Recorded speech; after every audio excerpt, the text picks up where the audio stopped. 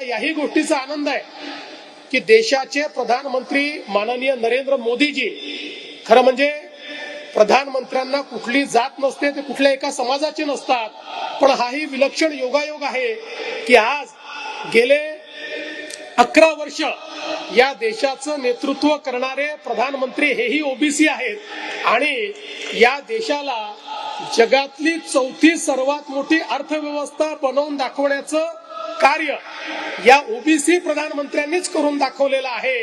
हे देखील मला असं वाटतं अत्यंत महत्वाचं आहे. आणि म्हणूनच ओबीसी समाजाच्या संवेदना समजून घेत मोदीजींनी जातनिहाय जनगणनेचा विषय असेल तो पूर्ण केला.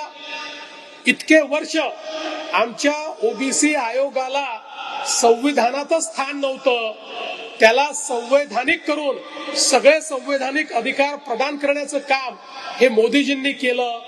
आमच्या मुलांना केंद्र सरकारच्या आरक्षणामध्ये त्या ठिकाणी डॉक्टर होण्याकरता आरक्षण मिळत नव्हतं, ते आरक्षण मिळवून देण्याचं काम मोदीजींनी केलं.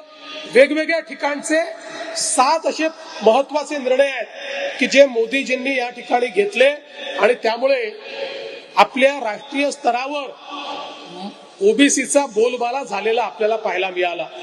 आणि एवढंच नाही तर स्वातंत्र्य उत्तर काळामध्ये सर्वाधिक ओबीसी मंत्री असलेलं मंत्रिमंडळ हे मोदीजींनी स्थापन केलं आणि पूर्ण देशातल्या ओबीसी समाजाला आपल्या मंत्रिमंडळामध्ये स्थान देण्याचं काम त्यांनी केलं.